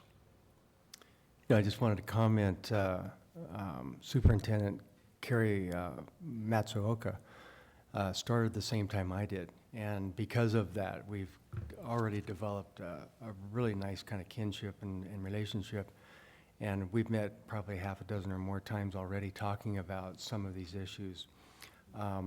And so I'm really looking forward to being able to have that joint meeting and discussing some of these topics. I know he's very in tune with what you're saying and wants to have those rich discussions. The other thing is that, and this is a whole kind of a topic in itself, but it's and you kind of touched on it, Craig, in terms of what does it mean when you graduate from high school in terms of academics. The CASE examination, that's the exit examination for high school students, is not 12th grade. I mean, it doesn't prepare you for 12th grade. I mean, it's depending on what topic we're talking about, English or math, it could be 10th grade or lower. And so now we're talking about an automatic delta or gap to be able to try to catch the students up to, grade 13 when they come here. So there's already some built-in mechanisms that put the students behind the curve when they come to Santa Barbara City College.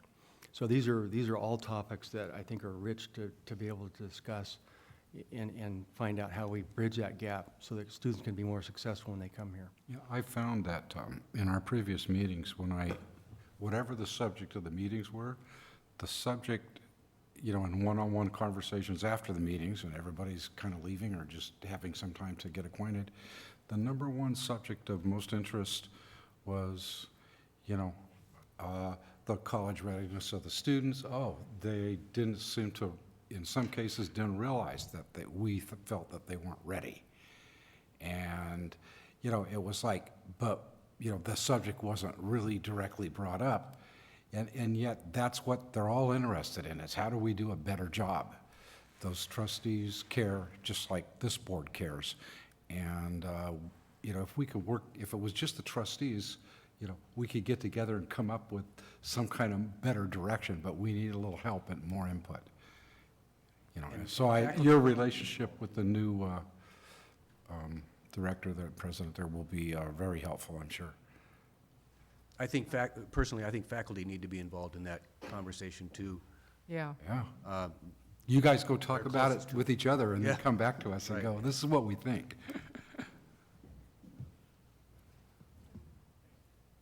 Thank you for indulging me. It's something I feel very passionate about. I want to point out something about the 66%. Unprepared for college doesn't mean incapable of college level work. And I think that's what that number really highlights. The measure that we have to use on the scorecard is really simply, if we look at these students that have been here in that cohort over 6 years, where did they start in math and English? Did they start at something that we said wasn't college level? So really what we're saying as being unprepared for college is that they didn't come to us with the math skills that our assessment processes have indicated that they're ready for college level work. That's very problematic because it clearly doesn't mean that they're not capable of doing college level work, because I bet many of those 66% that completed 30 units of college level work, none of those were college level math and English classes, meaning that they chose to put that off, which is not a good thing to do, but they still progressed toward their degree even with that in place. So I think it shows us that we have good quality instruction. We have students that come that, because of the way we measure it, aren't prepared in math and English.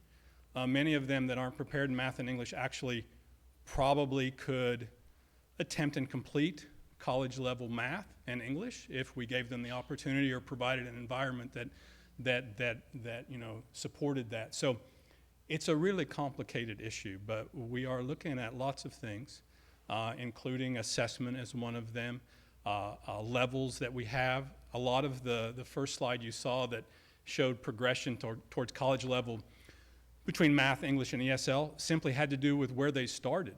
The further away you start from something, the less likely you are to be able to get to that goal of college level. So we have to look at the number of levels of things we have. So we have a lot of initiatives going on to address all of these, and I think pat ourselves on the back that those are good numbers, but at the same time recognize that even though we may have had 40% that were successful in a couple of years, there's 60% that we can work on, and that's really important. So we're working on those as well. That's an excellent point, you know, and Thank you. there's. Sorry about that. No, thank you, Paul. Thank you. That was very helpful. Oh, don't be sorry, please. And the other thing is that I think that we can do some bridge work with the faculty, working with the high school teachers, you know, getting them together to be able to talk about kind of what expectations are and how we can bridge some things that way. And that was one of the things I wanted to talk about with superintendent at the high school, in the school district, so. One, take a look at the Long Beach Promise. If you just Google Long Beach Promise, they got together with their high school faculty and other administrators, and one simple thing they did that made a tremendous difference was require math in 12th grade, because you come take a test, you haven't had math since 11th grade, you're going to bomb. Exactly. You forgot it all. No, you're But it doesn't mean you're not capable, and it comes back quickly, but now you're in a remedial math class, and so, but you were a good student in high school, so maybe our multiple measures pilot will move that needle, we hope. But there's a simple example. Great point. So more dialogue. I'd like to go back to Craig's comment about the budget, that this is more interesting. In some ways, I just want to remind folks that the budget is our most important policy document. And what we spend money on, and some of the things we're just talking about now, we may want to support in that budget, are what make the difference. So I really would urge you not to be too bored with the budget, because that's where the action is. I don't mean I'm bored, but you know, what we do here, we're all here for the students. Yeah. And now we're looking at that stuff with the students. I don't know, it's a very pleasant diversion, but I think an understanding of what's going on for us is really paramount, because we're doing the budget and writing other policies. So, thank you. Thank you very much. One other dimension I just wanted to throw in, and you guys get to decide whether it matters or not, but we have heard a lot from time to time about student engagement being important to student success. And so I've been curious for a while about the measurement of students who are engaged in co-curricular activities, for example, the clubs, the athletics, the competitions.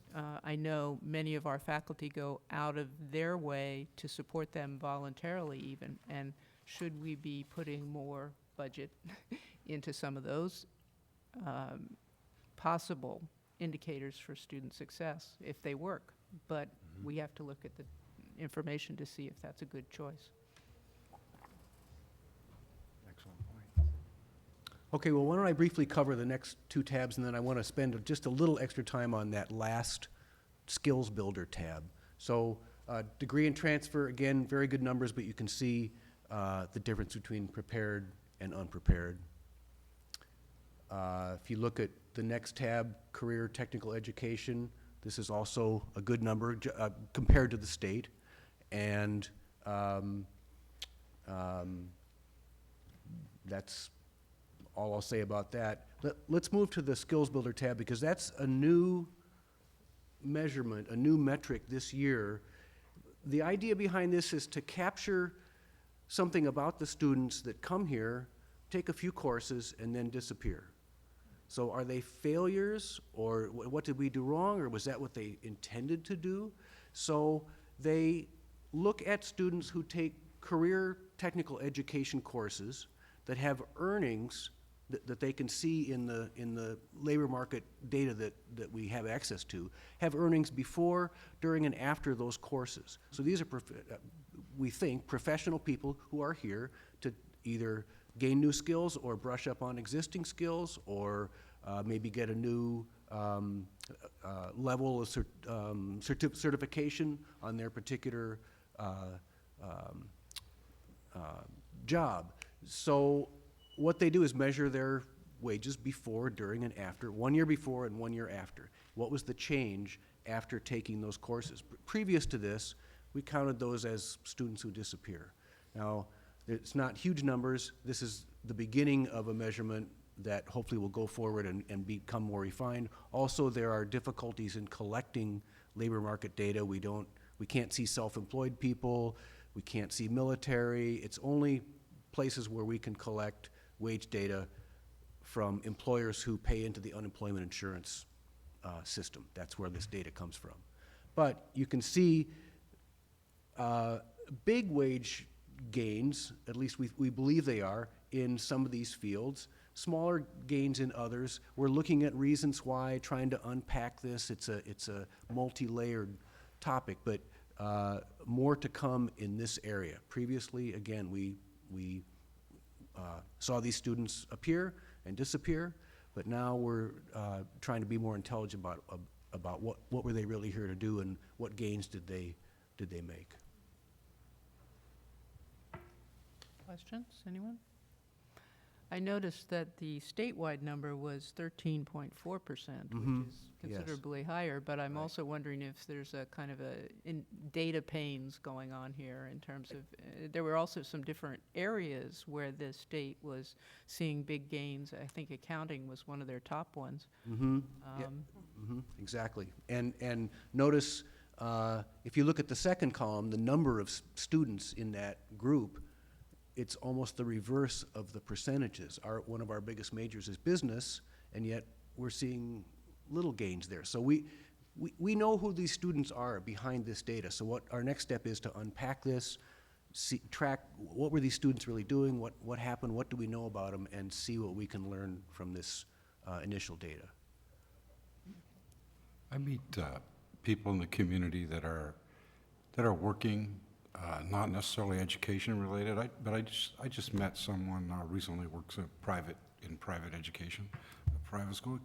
They're over here taking classes. I said, "What are you taking classes in?" You know, this person already has a master's degree, and they says, "Well, I want to pick up a second degree in early childhood development, and I need a couple of undergrad classes or one or two." So I'm going there and I take them, you know, and I pick up the classes. And when I talk to people that work in high-tech industries, research places that we have kind of plentiful in this area, you know, and talk to people there that are there, and it's frequently, age doesn't seem to matter. "Oh yeah, I'm taking classes at City College. I'm picking up this class that I never had a chance to take," or "I thought it might help me better understand." I recall doing that kind of thing myself when I had a business degree, and I was publishing real estate MLS books. And I came back here, and Dr. Heron on the school board was teaching a class on real estate principles. And I really didn't want to take the class, but I wanted to know what he was teaching. And so I went and I took the class. And I remember him coming up to me, this was like 35, 40 years ago, and he goes, "Craig, what are you doing in here?" Because he could see my transcript, I guess. I don't know how he knew anyway. He says, "What are you doing in here?" And I go, "Well, I need to know what you're teaching these people, because I'm going out there to all these real estate boards, and I'm trying to teach those realtors how to fill out the forms and why to fill them out in certain ways and what the statistics mean." And he goes, "Okay." And you know, I didn't care if I passed it or not. I just wanted to know what he was teaching. Anyway, I took the class. But other people do that kind of thing constantly, and so your task to kind of pin that down is like almost impossible, you know, unless you get every single student to fill out a form. Well, it's a The matter reason, why am I taking deeper this you dig. class? Yeah, yeah. The deeper we dig, the more we find out. And there are so many different kinds of students, and so we just learn more and more each time. Well, thank you, Robert. I think you got a lot of discussion out of that, and I sure and did, Thank you. yeah. I want to, before I leave, I want to put in a plug for Andy Harper's CLL website. I've been there myself. I followed links from emails. Those instructor videos are awesome. They are so engaging and so high energy, and that website is so easy to navigate and enroll in classes. Is he still? Oh, Andy. Andy's Yeah. still here. No, sincerely, I think it's awesome. I think it's a great model, and we all ought to go look at that. Well, Good thank job. you.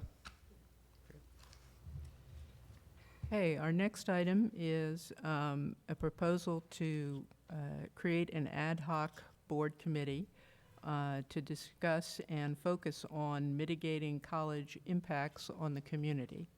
And Anthony, I know you had some comments on this. Yeah, as you know, for the last few weeks, I've been immersed in coding the results of the "If Only I Were the New SBCC President" survey that we sent out. And we received 675 responses to that, and the responses range anywhere from a few sentences to actually some short essays.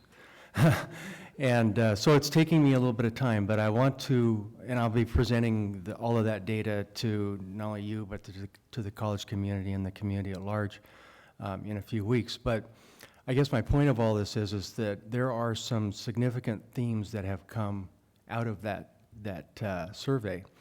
And one of the themes that is something that is important to us is that we at Santa Barbara City College do impact the community in many ways, whether it's parking, traffic, housing, our carbon footprint, infrastructure issues in the city, on and on and on with all of that. And I guess that's all to say that I really would like to encourage you to consider very strongly this ad hoc committee to help mitigate and explore and ultimately, hopefully, find some potential solutions to some of these impacts that we have here at the college on our community. I think we need to do that.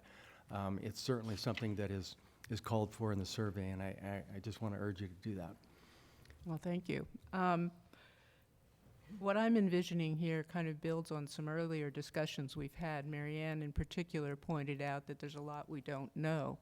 And so I am envisioning that this board committee would have the opportunity to listen, to learn, to do its own research. This is a work-intensive sort of committee, and to meet with key people within the community, within the city governments, as appropriate, to learn as well and listen. And then, as Anthony said, let's get to the problem solving.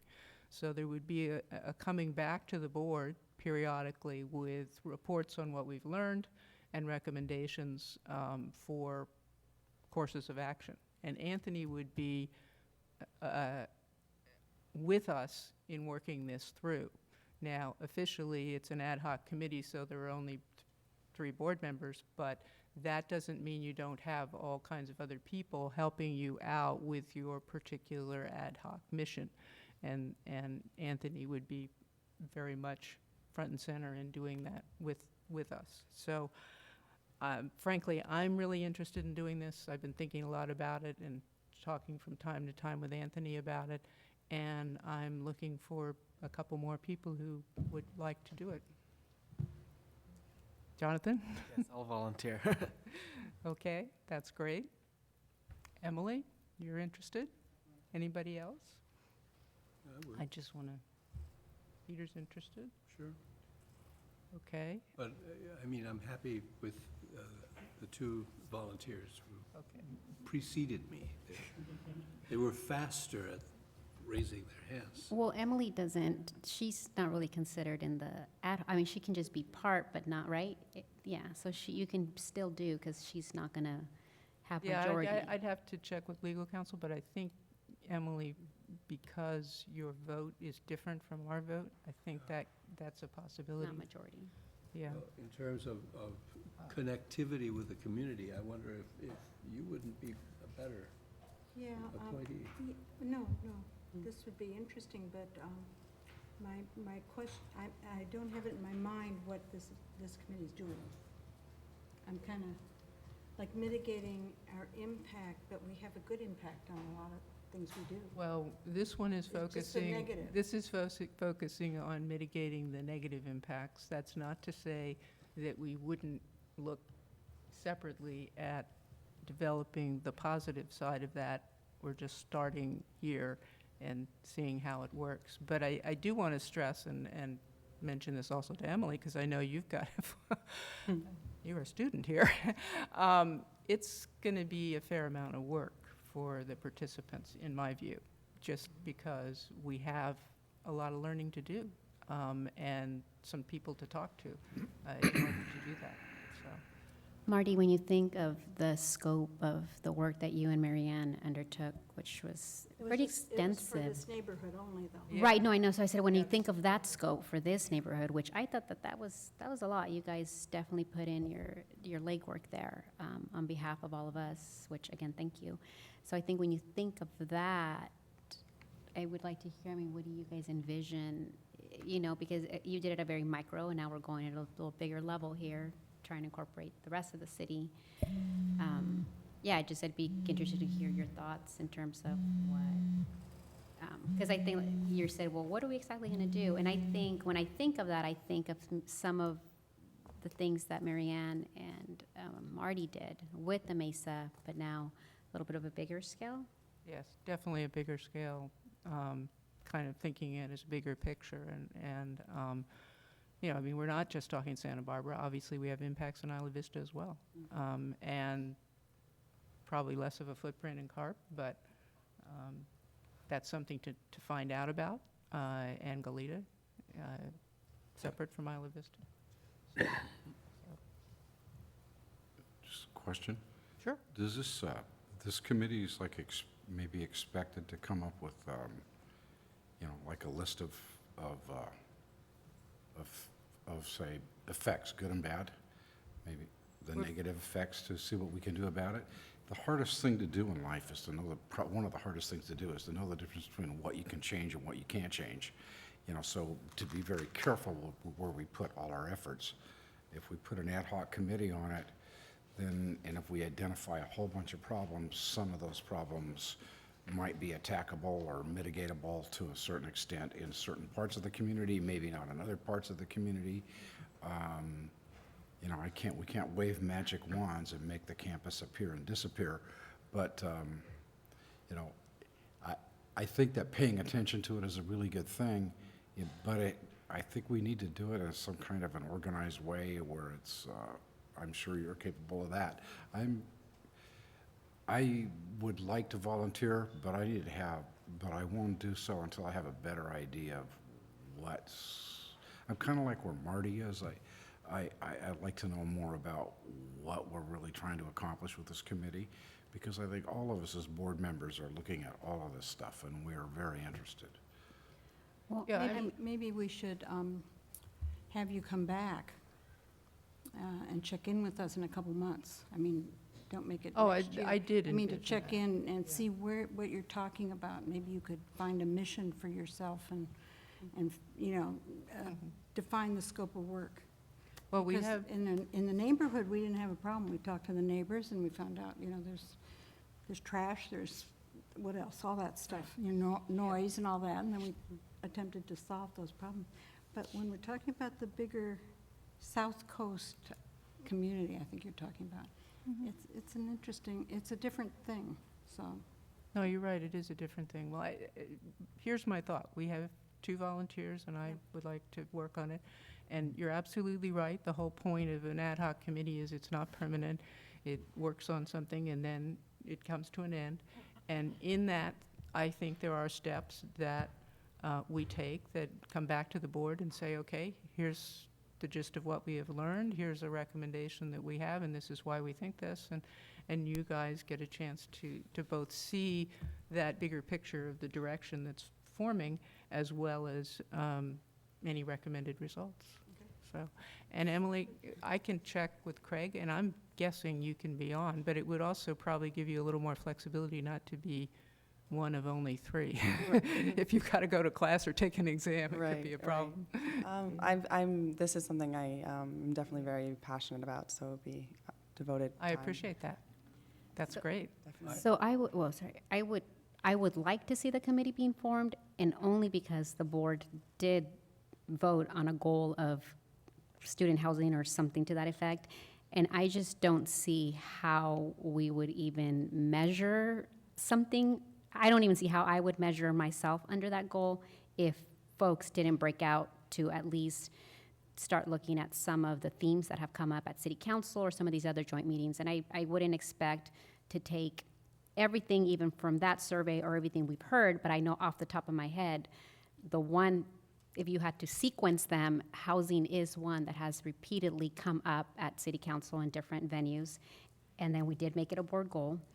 And so I would appreciate it if that was started so that we can at least somehow measure what is it going to look like. And as far as, what you were saying, I don't envision us solving No problem. everybody's needs and wants and desires. I do see, although we're not sure of the scope of it, I do see sequence of priorities that come to mind. And I do know that if something doesn't align with our mission, our vision, or our core values, then it's already automatically out of the conversation, because the one thing we do is we make sure that that mission's fulfilled.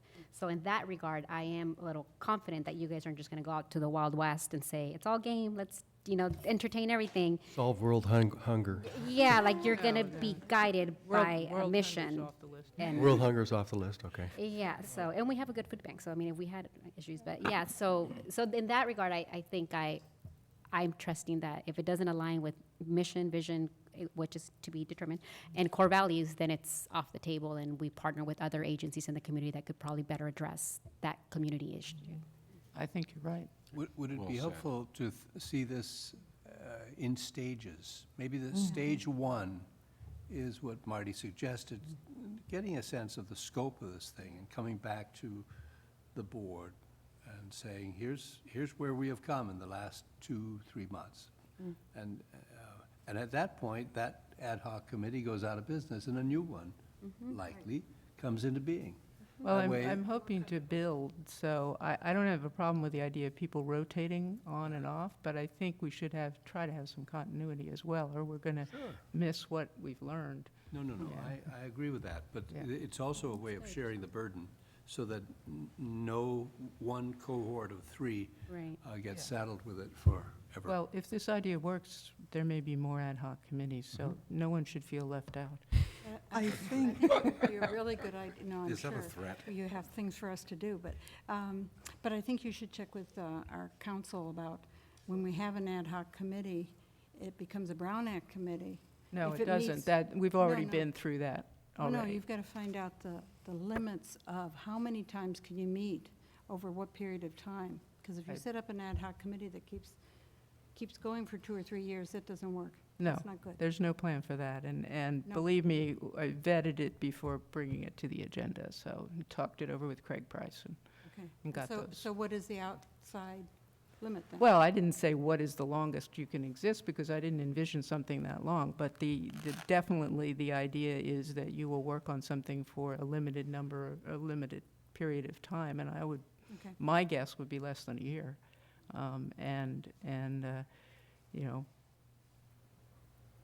Let's see what we can, I'm interested in both learning and problem solving. So, something that might be off the list is something that we don't see a way to solve. But other things we may be able to work on. Mary Ann? you have a problem with this that I didn't foresee, and that is that everybody in this group wants to be part of it. And so I would suggest that this first ad hoc committee consider themselves more like the assessment of the possible explorations than the ad hoc committee that would focus on the mitigations. Then after that group has worked through what might be looked at, maybe it needs to come back here, because it's very clear that that's why we're trustees. What you're about to address is a core of why everybody here is here. And so I think we probably need to think through how to structure the second stage so everybody can share what parts of the expertise they have. Thank you. Now I don't have to say anything. So Appreciate then I think it goes back to what Marty suggested. I mean, we create the ad hoc, and then you identify the different things, and then ad hoc reports, and it ends. And then maybe the next ad hoc is focused on continuing education, on housing. Maybe it's on local students. Maybe it's on whatnot. So then that sounds more tangible, whatever. Like, it seems more organized, I think, versus jumping into like a big C, which is still I think we're gonna accomplish the same thing. It's just gonna seem a little bit more structured and like with steps and I ends think- and. Yeah, that sounds fine. I'm not concerned about that. What I don't envision is that we do it all by ourselves. Because I think then we are not listening and learning from others. And certainly Anthony has learned a great deal from the survey and from his contacts with the community and so forth. And we just need to build on that before we develop a possible list of accomplishments or directions to go. And you're right, any one direction may be big enough to needs its own ad hoc committee, if that's the case. I don't want to overdo the idea, but I do think it fits where we have a specific issue of concern and interest that just does not fit a standing committee either, necessarily, so. I would offer, even though at this point, I really don't want to serve on that committee, but I'm very interested, and I would offer my services if you need somebody to make an appointment with a businessman in town or in the city or something. I can make an appointment and go talk to him and write down what I learned and give it to whoever's on the committee. I can do some of that work. But Yeah, we may have a Brown Act issue if you do that, but Oh, really? we'll make sure. if I just that do we one do. contact We'll and make then sure give it that to the we'll work committee, it I don't out. think Well, so. you need to stick with 3, and I think Emily is probably in a different category. But I don't could agree. see like Craig saying, I know all these people in the housing world. Here you go, Anthony. Just shoot it to Anthony. Or these are people. These are all the people in the Chamber of Commerce work sector that would be interested in this. Shoot it that way. Like I could see that one-way communication to Dr. Beebe versus him emailing you guys.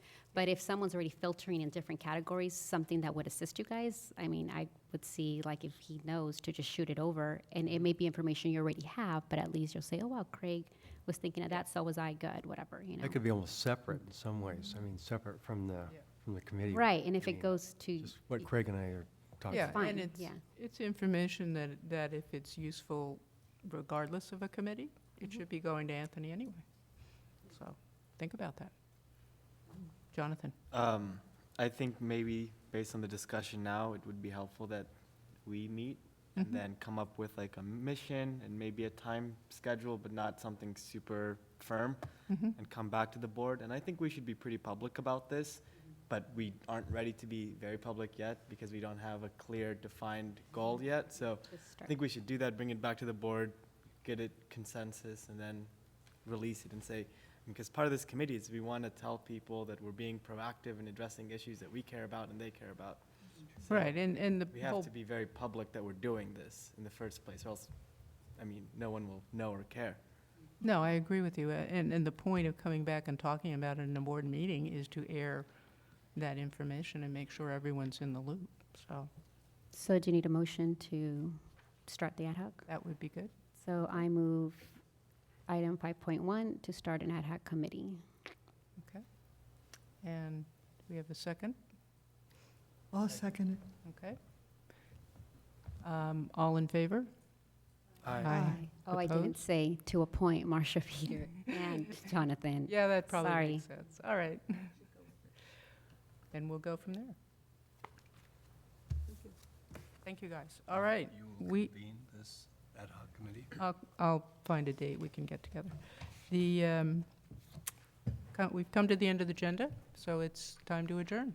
And thank you, everybody.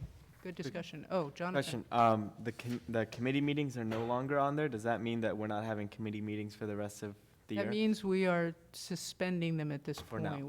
We're not getting formal about it, but we're trying out the process we discussed. That makes sense. Yeah. Facilities was on a day where I had work that I couldn't get off anyway, so. You're looking happy about it. Yeah. You lead a charmed life. It worked out.